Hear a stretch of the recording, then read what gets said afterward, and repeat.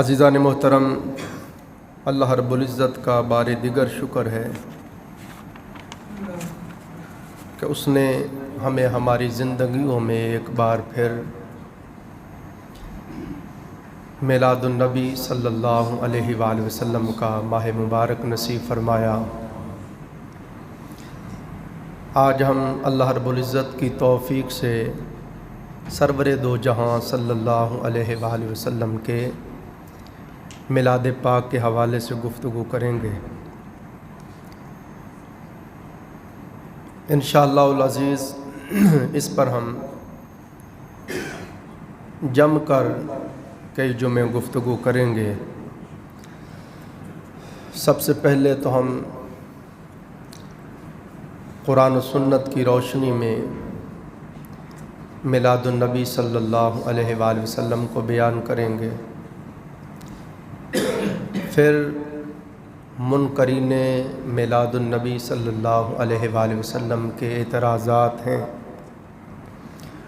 ان کا ذکر کریں گے، اور پھر خصوصی طور پر اس میں ان لوگوں کا بھی ذکر کرنا چاہتا ہوں جنہوں نے میلاد النبی صلی اللہ علیہ وآلہ وسلم میں ایسی چیزوں کو شامل کر لیا ہے جن سے نہ اللہ راضی ہوتا ہے نہ رسول پاک صلی اللہ علیہ وسلم راضی ہوتے ہیں۔ میری دعا ہے اللہ تعالی منکرین میلاد کو بھی ہدایت عطا فرمائے، اور ایسے لوگ جنہوں نے خرافات کو میلاد النبی میں شامل کر لیا ہے، اللہ تعالیٰ ان کو بھی ہدایت عطا فرمائے۔ جمعے پر وقت بہت مختصر ہوتا ہے، اس لیے 2-3 جمعے ہم اس سبق کو پڑھیں گے، اور خصوصی طور پر چونکہ ہم یہ ریکارڈ کرتے ہیں پھر یوٹیوب فیس بک پہ جائے گا، تو اس کے اوپر بڑا مفصلاً میں ذکر کرنا چاہتا ہوں۔ تو گفتگو یہاں سے شروع کر رہا ہوں۔ اس دور کے عظیم مفسر، صاحب تفسیر تبیان القرآن اور عظیم شارح حدیث، شارح بخاری اور شارح مسلم، عظیم فقیہ، عظیم مجتہد، استاد علامہ غلام رسول سعیدی صاحب رحمۃ اللہ تعالی علیہ، نور اللہ مرقدہ، آپ کی تفسیر تبیان القرآن سے اور آپ کی شرح صحیح مسلم سے میں اس کو پڑھ رہا ہوں۔ جو بھی بیان کروں گا وہ میرے کلمات نہیں ہیں، میں نے شروع میں بیان کر دیا، استاد علامہ غلام رسول سعیدی صاحب کی شرح صحیح مسلم سے اور تفسیر تبیان القرآن سے پڑھ رہا ہوں۔ تو آپ میلاد النبی صلی اللہ علیہ وسلم کے حوالے سے پہلی دلیل یہ پیش کرتے ہیں، آپ فرماتے ہیں کہ دیکھیں اللہ رب العزت نے فرمایا انا انزلناہ فی لیلۃ القدر، ہم نے قرآن پاک کو لیلۃ القدر میں نازل کیا۔ وما ادراک ما لیلۃ القدر، اور تم کیا جانو لیلۃ القدر کیا ہے؟ پھر خود فرمایا لیلۃ القدر خیر من الف شہر، یہ 1000 مہینوں کی عبادت سے بہتر ہے۔ یعنی ایک طرف 1000 ماہ کی عبادت ہو، محدثین، مفسرین، محققین فرماتے ہیں یہ 1000 ماہ کو جمع کریں تقریباً 80 سال بنتے ہیں۔ ایک طرف 80 سال کی عبادت ہو اور ایک طرف تنہا شب قدر کی رات کی عبادت ہو، تو شب قدر کو یہ فضیلت حاصل ہے کہ شب قدر کی ایک رات کی عبادت 80 سال کی عبادت سے بہتر ہے۔ اب استاد علامہ غلام رسول سعیدی صاحب فرماتے ہیں یہ بات سمجھنے والی ہے، اس رات کو یہ فضیلت، اتنی زیادہ فضیلت کیوں ملی؟ لیلۃ القدر کی رات کو اتنی فضیلت کیسے مل گئی کہ یہ رات 1000 مہینوں کی عبادت سے بہتر ہو گئی؟ تو فرماتے ہیں وجہ اللہ نے خود بیان کر دی کہ اس میں ہم نے قرآن کو نازل کیا ہے۔ یعنی شب قدر کی رات اللہ پاک نے اپنی بارگاہ خاص سے لوح محفوظ سے پورا کا پورا کلام پاک آسمان دنیا پہ نازل فرما دیا۔ پھر جیسے جیسے ضرورت پڑتی گئی وحی کی صورت میں آقا علیہ السلام پہ قرآن پاک نازل ہوتا گیا اور 23 سال کے عرصہ میں کلام پاک مکمل وحی کی صورت میں حضور پر نازل ہو گیا۔ تو فرماتے ہیں شب قدر کی رات کی فضیلت کی وجہ نزول قرآن ہے کہ اس رات قرآن پاک نازل ہوا۔ علامہ سید محمود احمد آلوسی رحمۃ اللہ علیہ تفسیر روح المعانی میں فرماتے ہیں لوگوں، ایک ہے عبارت النص جو پڑھ رہا ہوں کہ ہم نے قرآن کو لیلۃ القدر میں نازل کیا اور تم کیا جانو لیلۃ القدر کیا ہے اور یہ 1000 مہینوں کی عبادت سے بہتر ہے، یہ عبارت النص ہے۔ فرماتے ہیں اس میں ایک اشارۃ النص اور اقتضاء النص ہے۔ اشارہ اور اقتضاء یہ ہے کہ اے لوگوں، جس رات قرآن نازل ہوا اس رات کی فضیلت کا، برکت کا یہ عالم ہے، تو سوچو جس رات خود صاحب قرآن تشریف لایا اس رات کی فضیلت کا عالم کیا ہوگا۔ ارے وہ محبوب جن کی خاطر ساری کائنات کو اللہ نے بنایا تھا، جو مصدر کائنات ہیں، جو جان کائنات ہیں، جو روح کائنات ہیں، جو وجہ تخلیق کائنات ہیں، جن کے بارے میں فرمایا لولاک لما خلقت الافلاق، اے میرے محبوب اگر ہم نے آپ کو پیدا نہ کرنا ہوتا تو ہم زمین و آسمان کو ہی پیدا نہ کرتے۔ فرمایا محبوب زمین و آسمان کیا ہیں؟ لولاک لما خلقت الربوبیہ، میرے حبیب اگر آپ کو پیدا نہ کرنا ہوتا میں اپنے رب ہونے کو ہی ظاہر نہ کرتا۔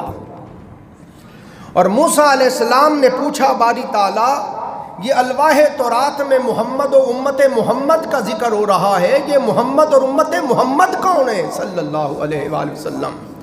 اللہ پاک نے فرمایا کلیم جاننا چاہتے ہو یہ کون ہے؟ جی مولا۔ فرمایا پھر کلیم سن، لولا محمد و امتہ، اگر میں نے اپنے حبیب محمد صلی اللہ علیہ وآلہ وسلم کو نہ بنانا ہوتا اور اپنے حبیب محمد کی امت کو نہ بنانا ہوتا، لما خلقت الجنت ولا النار، نہ میں جنت کو بناتا نہ میں دوزخ کو بناتا، ولا الشمس ولا القمر، نہ سورج کو بناتا نہ چاند کو بناتا، ولا اللیل ولا النہار، نہ رات کو بناتا نہ دن کو بناتا، ولا ملکا مقربا ولا نبی مرسلا ولا ایاک۔ اے کلیم سن، اگر میں نے اپنے حبیب محمد کو نہ بنانا ہوتا، نہ کوئی فرشتہ مقرب ہوتا، نہ کوئی نبی مرسل ہوتا، حتیٰ کہ کلیم تو بھی نہ ہوتا۔ اس لیے اعلیٰ حضرت نے فرمایا زمین و زمان تمہارے لیے، مکین و مکان تمہارے لیے، چنین و چنا تمہارے لیے، بنے یہ دو جہاں تمہارے لیے، ہے دہن میں زباں تمہارے لیے، ہے جسم میں جاں تمہارے لیے، ہم آئے یہاں تمہارے لیے، اٹھیں گے بھی وہاں تمہارے لیے۔ اور اعلیٰ حضرت نے فرمایا وہ جو نہ تھے تو کچھ نہ تھا، وہ جو نہ ہو تو کچھ نہ ہو، وہ جان ہے جہان کی، جان ہے تو جہان ہے۔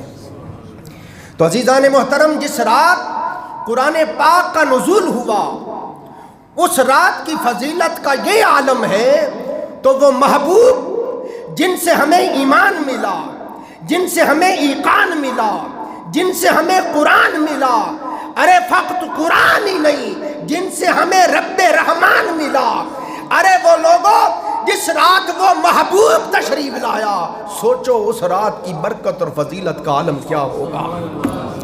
اس لیے تفسیر روح المعانی میں حضرت سید محمود احمد آلوسی رحمۃ اللہ علیہ فرماتے ہیں، لوگوں شب جمعہ بھی صاحب فضیلت ہے، شب برات بھی صاحب فضیلت ہے، شب عرفہ بھی صاحب فضیلت ہے، شب قدر بھی صاحب فضیلت ہے۔ مطلب یہ ساری راتیں فضیلت والی ہیں، مگر ان ساری راتوں میں جو سب سے زیادہ فضیلت والی رات ہے وہ شب میلاد مصطفیٰ کی رات ہے۔ یہ حضرت امام نبھانی رحمۃ اللہ، حضرت امام آلوسی رحمۃ اللہ علیہ نے تفسیر روح المعانی میں بیان کیا۔ اب اس سے اگلا نقطہ بڑی توجہ کے ساتھ انہماک کے ساتھ سمجھنے کی کوشش کریں کہ اب آپ دیکھیں، پھر منکرین ناقدین یہ اعتراض کرتے ہیں کہ جی دیکھیں 1500 سال پہلے آقا علیہ السلام کی ولادت ہوئی تھی، پھر حضور 63 برس گزار کے دنیا سے چلے گئے، پردہ فرما گئے، اور آپ ہر سال ہی میلاد مناتے رہتے ہیں۔ ہر سال میلاد النبی کی رات مناتے ہیں، چراغاں کرتے ہیں، غریبوں میں، مسکینوں میں، احباب میں لنگر بانٹتے ہیں، درود و سلام پڑھتے ہیں، نعتیں پڑھتے ہیں، حضور کی عظمت و شانوں کا ذکر کرتے ہیں۔ وہ رات تو 1500 سال پہلے آئی تھی، بس چلی گئی۔ اس کا جواب دے رہا ہوں، شب قدر کی رات بھی بس ایک بار ہی آئی تھی جب قرآن نازل ہوا تھا۔ جب قرآن پاک نازل ہوا، شب قدر کی رات وہ بھی ایک بار ہی آئی تھی، وہ بھی 1500 سال بیت گئے، مگر ہر سال جب وہی رات آتی ہے جب قرآن نازل ہوا تھا تو خدا کی قسم اسی طرح اللہ کی برکتوں کا نزول ہوتا ہے، رحمتوں کا نزول ہوتا ہے، عنایتوں کا نزول ہوتا ہے۔ اگر نزول رحمت ہوتا نہیں ہے تو ہر سال شب قدر کو جاگتے کیوں ہو؟ تو لوگوں جس طرح قرآن صرف ایک رات نازل ہوا تھا مگر ہر سال جب وہ رات آتی ہے، اسی طرح اللہ کی رحمتوں، عنایتوں، بخششوں اور رحمتوں کا نزول ہوتا ہے۔ ایسے ہی ہر سال جب شب میلاد آتی ہے تو ویسے ہی اللہ کی عنایتوں اور رحمتوں کا نزول ہوتا ہے، ویسے ہی نزول ہوتا ہے۔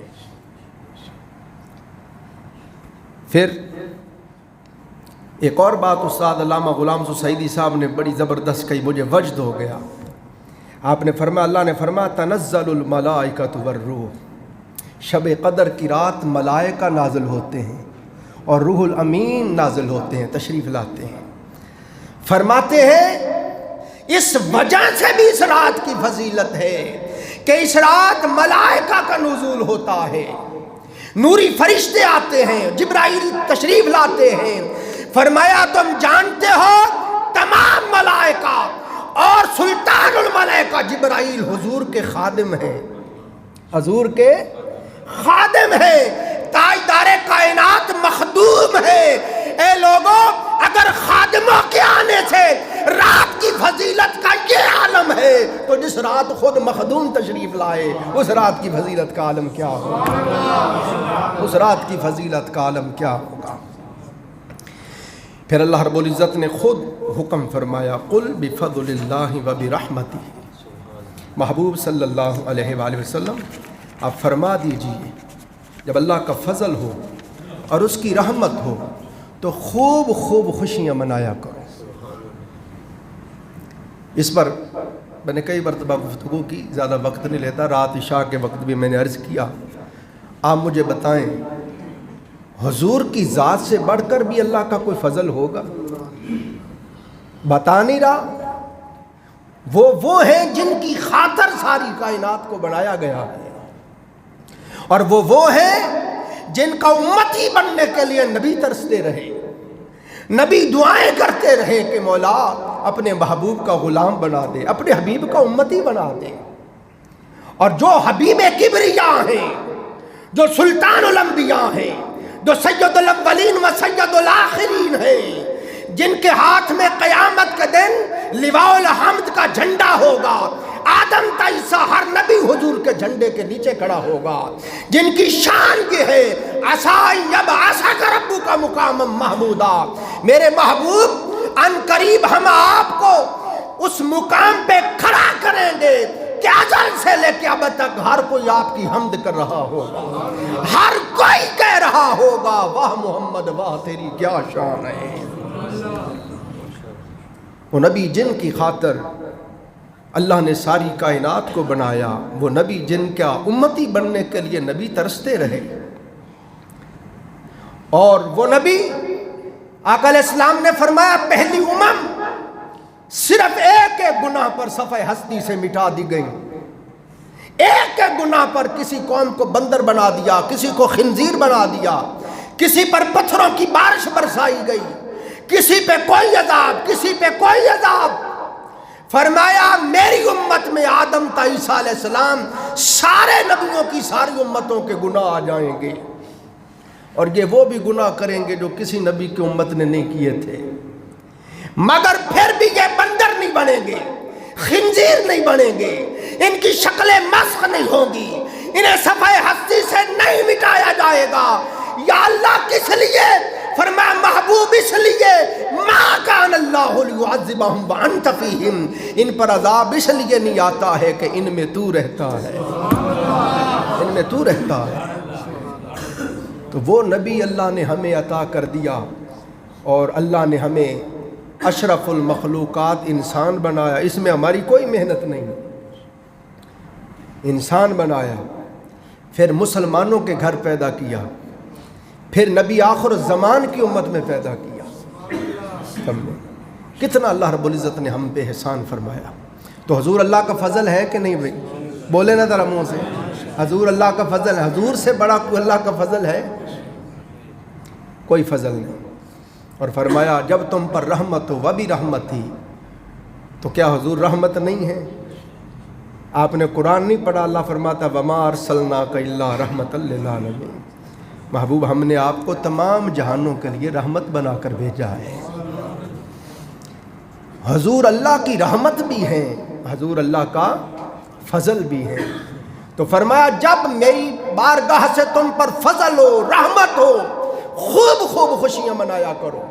اور ایک مقام پہ فرمایا وَأَمَّا بِنِعْمَةِ رَبِّكَ فَحَدِّثْ، فرمایا میری نعمتوں کا خوب خوب چرچا کرو۔ کوئی نعمت عطا کروں، اللہ پاک کسی کو بیٹا دے دے، اس کو چاہیے مٹھائیاں بانٹے، بندے بندے کو بتائے جی اللہ کا شکر اللہ نے بیٹا دیا ہے۔ اللہ پاک کوئی نعمت عطا کرے، ہر کسی کو بتائے، خوب خوب چرچا کرے، یہ شکر نعمت ہے۔ نعمت کا چرچا کرنا یہ شکرانہ نعمت ہے۔ تو لوگوں ہر نعمت کا چرچا کرتے ہو، ہر نعمت میں خوشیاں مناتے ہو، اور وہ سرکار جو ساری نعمتوں کی جان ہے، جن کے صدقے ساری نعمتیں ملی ہیں، جب ان کی باری آئے تو فتوے لگاتے ہو۔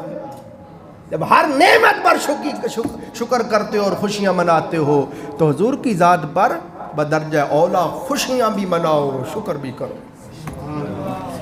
اگر کوئی بندہ کثرت سے درود و سلام پڑھ رہا ہے، کثرت سے حضور علیہ الصلوۃ والسلام کی نعتیں پڑھ رہا ہے، حضور کے اوصاف کا ذکر کر رہا ہے، شمائل کا، خصائل کا ذکر کر رہا ہے، فضائل کا ذکر کر رہا ہے، آقا علیہ الصلوۃ والسلام کی عظمت و شانوں کا ذکر کر رہا ہے، حضور کی محبت میں لنگر بانٹ رہا ہے، تو سمجھ لو یہ شکر نعمت کر رہا ہے، وہ رب کا شکر ادا کر رہا ہے۔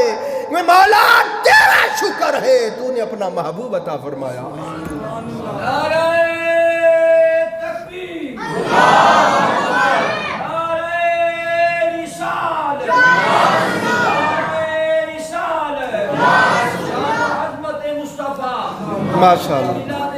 ماشاءاللہ۔ پھر آپ دیکھیں، اس طرح بھی سمجھیں، اللہ پاک نے ہمیں اتنی نعمتیں دیں، اتنی نعمتیں دی ہیں کہ ہم اگر ان کو شمار کرنا چاہیں تو شمار نہیں کر سکتے۔ فرمایا اگر تم وَإِن تَعُدُّوا نِعْمَةَ اللَّهِ لَا تُحْصُوهَا، اگر تم میری نعمتوں کو گننا چاہو تو گن نہیں سکتے۔ اللہ پاک نے لا تعداد بے شمار نعمتوں سے ہمیں نوازا، ہمیں ان کی قدر نہیں ہے۔ کسی بندے کے گردے کام کرنا چھوڑ دیں، ان سے پوچھو یہ کتنی بڑی نعمت ہے۔ کسی بندے کا جگر کام کرنا چھوڑ دے، اس سے پوچھو یہ کتنی بڑی نعمت ہے۔ کسی بندے کا دل کام کرنا چھوڑ دے، اس سے پوچھو یہ کتنی بڑی نعمت ہے۔ جس بندے کی بینائی نہیں ہے، اس سے پوچھو یہ بینائی کتنی بڑی نعمت ہے۔ جس بندے کی سنوائی نہیں ہے، اس سے پوچھو یہ کتنی بڑی نعمت ہے۔ اللہ نے ہمیں جسم دیا، اللہ نے ہمیں جان دی، اللہ نے ہمیں جگر دیا، دل دیا، گھر بار دیا، بیوی بچے دیے، لاکھوں کروڑوں اربوں لاتعداد نعمتیں دیں، مگر اس نے یہ نہیں کہا میں نے تمہارے اوپر احسان کیا ہے۔ کہا ہے پورا قرآن پڑھ لے، وہ نہیں کہتا، مگر جب تاجدار کائنات کی باری آئی تو فرمایا لقد من اللہ علی المؤمنین اذ بعث فیہم رسولا، تحقیق بے شک ہم نے مومنوں پر احسان کیا ہے کہ انہیں اپنا محبوب عطا فرمایا ہے۔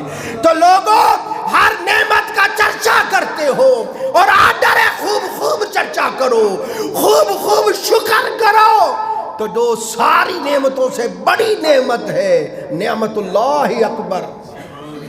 محدثین نے فرمایا حضور اللہ کی سب سے بڑی نعمت ہے۔ تو جب سب سے بڑی نعمت کی باری آئے تو شکر کرنے کو بدعت کہہ دیتے ہو۔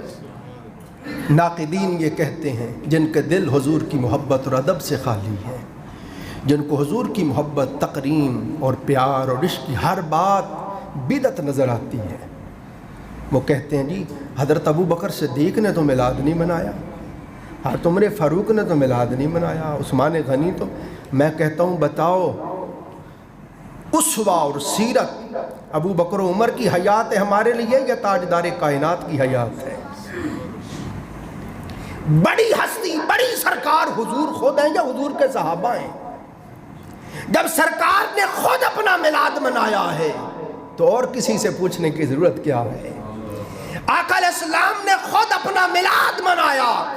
میرے صحابہ آؤ میں تمہیں بتاتا ہوں میں کون ہوں۔ فرمایا انا دعوت ابراہیم، میں ابراہیم علیہ السلام کی دعا ہوں۔ ابراہیم علیہ السلام نے کعبۃ اللہ شریف کی تعمیر کی۔ جب کعبۃ اللہ کی تعمیر ہو گئی، اللہ نے فرمایا ابراہیم تو نے میرے گھر کو تعمیر کیا ہے، خوش کر دیا ہے، مانگ جو جی چاہتا ہے مانگ۔ عرض کی مولا مانگ لوں؟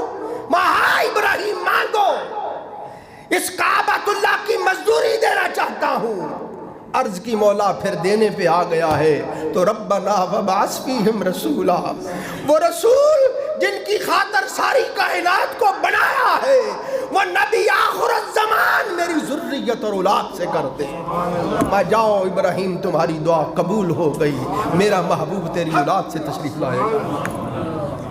تو حضور نے اس طرح اشارہ کر کے فرمایا انا دعوت ابراہیم، میں ابراہیم علیہ السلام کی دعا ہوں۔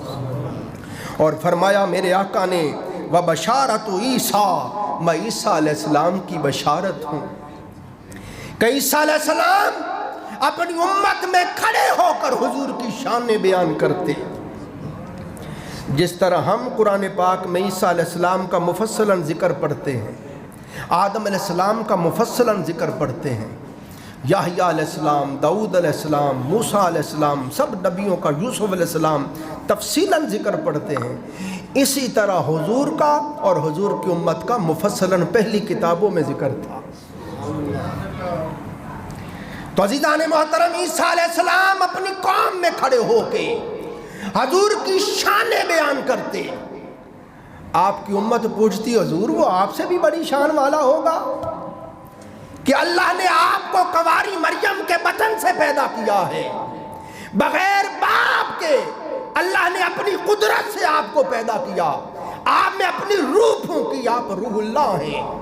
اللہ نے آپ کو شان عطا کی ہے کہ آپ مردوں کو زندہ کر دیتے ہیں، آپ کوڑیوں کو ہاتھ پھیرتے ہیں شفا ہو جاتی ہے، مادرزاد اندوں کو ہاتھ پھیرتے ہیں بینائی آ جاتی ہے، مٹھی بھر کے پھونک مارتے ہیں پرندے بن کے اڑ جاتے ہیں، غیب کی خبریں بتاتے ہیں، اتنی شان والے ہیں آپ، سرکار وہ آپ سے بھی بڑی شان والے ہوں گے؟ عیسیٰ علیہ السلام فرماتے اب کیا بات کرتے ہو، میری شان بیان کرنے والوں تمہیں پتہ مصطفیٰ کا، خدا کی قسم وہ اتنی اونچی شان والے ہیں کہ میں عیسیٰ ساری شانوں کے باوجود ان کے جوڑوں کے تسمے کھولنے کے بھی قابل نہیں ہوں۔ نعرہ تکبیر،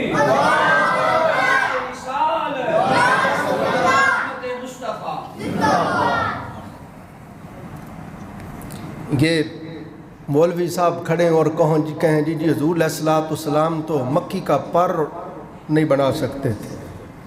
ہاں جی، عیسائی کے سامنے کھڑے ہو کے کوئی وہابی یہ بات کہے کہ جی ہمارے نبی تو مکھی مچھر کا پر بھی نہیں بنا سکتے تھے، بے اختیار تھے، اور وہ آگے سے کہے ہمارا نبی تو مردے زندہ کر دیتا تھا، تو بتاؤ تم نے اس عیسائی کے سامنے شان مصطفیٰ کو گڑھایا ہے یا بڑھایا ہے؟ ارے میرے جیسا غلام ہو تو میں بتاؤں، اے عیسائی اگر عیسیٰ مردے زندہ کرتے تھے بڑی شان والے تھے، تو یہ بھی تو دیکھ عیسیٰ خود فرما رہے ہیں میں تو ان کے جوتوں کے تسمے کھولنے کے بھی قابل نہیں۔ حضور علیہ السلام نے فرمایا وَبَشَارَةُ عِیسیٰ، فرمایا وَمُبَشِّرًا بِرَسُولٍ يَأْتِي مِن بَعْدِ اسْمُهُ احمد، میں تمہیں بشارت دیتا ہوں میرے بعد ایک رسول تشریف لا رہے ہیں جن کا نام احمد ہوگا۔ فرمایا میں بشارت عیسیٰ ہوں، اور فرمایا انا ابن الذبیحین، میں 2 ذبیحوں کا بیٹا ہوں۔ یہ میں نے پیچھے تفصیل سے بیان کر دیا، حضرت اسماعیل علیہ السلام اور آپ کے والد عبداللہ۔ اسی طرح حضور علیہ السلام ہر پیر والے دن اور ہر جمعرات والے دن روزہ رکھتے ہیں۔ آقا علیہ السلام سے پوچھا گیا یا رسول اللہ صلی اللہ علیہ وسلم، لجپال آقا آپ ہر جمعرات کو روزہ کیوں رکھتے ہیں؟ فرمایا ہر جمعرات کو اس لیے روزہ رکھتا ہوں کہ ہر جمعرات کو اعمال اللہ کے دربار میں پیش ہوتے ہیں، میں چاہتا ہوں جب میرے اعمال پیش ہوں اور میرا مولا مجھے دیکھے تو میرا حال یہ ہو کہ میں روزے کے ساتھ ہوں۔ آقا پیر والے دن روزہ کیوں رکھتے ہیں؟ فرمایا پیر والے دن اس لیے روزہ رکھتا ہوں کہ اس دن میری ولادت ہوئی ہے۔ فرمایا ذاک یوم ولدت فی، اس دن میں پیدا ہوا ہوں۔ محدثین نے شارحین نے بیان کیا، معلوم ہوا یوم میلاد کو اللہ کا شکر ادا کرنا یہ خود تاجدار کائنات کی سنت ہے۔ روزہ رکھنا بھی شکر کا طریقہ ہے، اور غرباء و مساکین میں خیرات کرنا یہ بھی شکر کا طریقہ ہے۔ تو آقا علیہ السلام نے خود اپنا میلاد منایا۔ ہم سال بعد خوشیاں مناتے ہیں، درود و سلام پڑھتے ہیں، آقا علیہ السلام کی عظمت شان بیان کرتے ہیں، خیرات کرتے ہیں۔ تمہیں اعتراض ہوتا ہے آقا تو خود ہر پیر کو اپنا میلاد مناتے تھے، ہر پیر کو آقا علیہ السلام خود اپنا میلاد مناتے۔ اور پھر آپ سنیں گے جی دیکھیں جی یہ عید میلاد النبی کہہ دیتے ہیں، یہ تیسری عید کہاں سے آ گئی؟ کہتے ہیں نا عیدیں تو 2 ہی ہیں، عید الفطر اور عید الاضحیٰ، یہ عید میلاد النبی تیسری عید کہاں سے آ گئی؟ ارے تجھے تیسری عید پہ اعتراض ہے، آج میں تجھے بتاتا ہوں سال میں کوئی 48-50 عیدیں تو میں دکھاتا ہوں، حدیث میں نہ ہو تو گردن اڑا دو۔ آقا علیہ السلام نے ارشاد فرمایا جمعہ کا دن سید الایام، دنوں کا سردار دن ہے، کہ اس دن آدم علیہ السلام کو اللہ نے پیدا کیا، اسی دن آپ کو جنت میں داخل کیا گیا، اسی دن آپ زمین پہ تشریف لائے، اور اسی دن قیامت قائم ہوگی، اور اسی دن جنت میں جنتیوں کو اللہ کا دیدار ہوا کرے گا۔ فرمایا یہ مسلمانوں کی عید کا دن ہے۔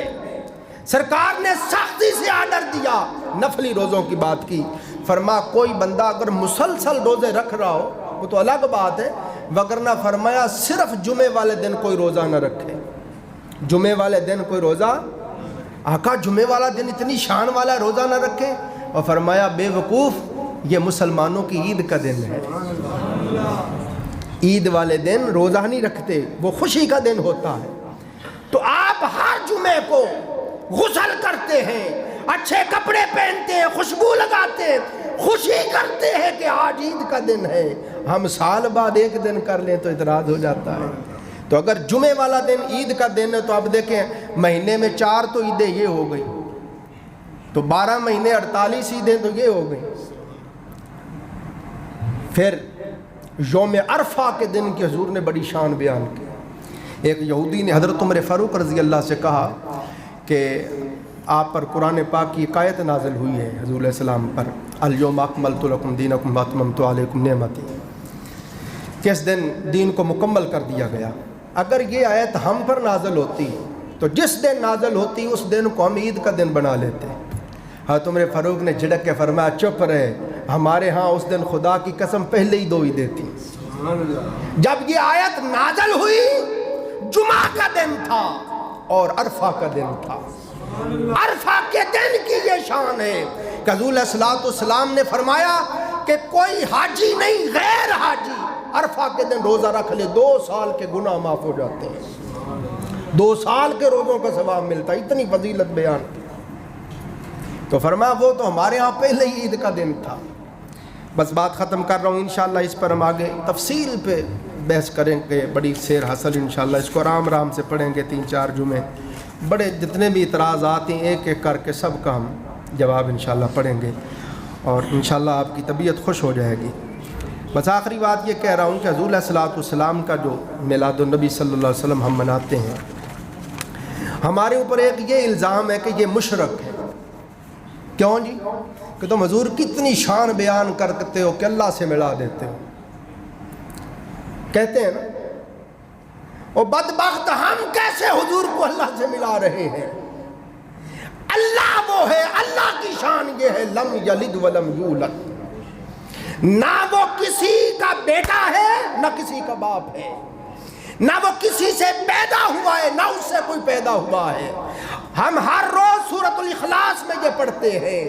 اللہ کی شان یہ ہے کہ وہ لم یلد ولم یولد ہے، مگر تاجدار کائنات وہ ہے.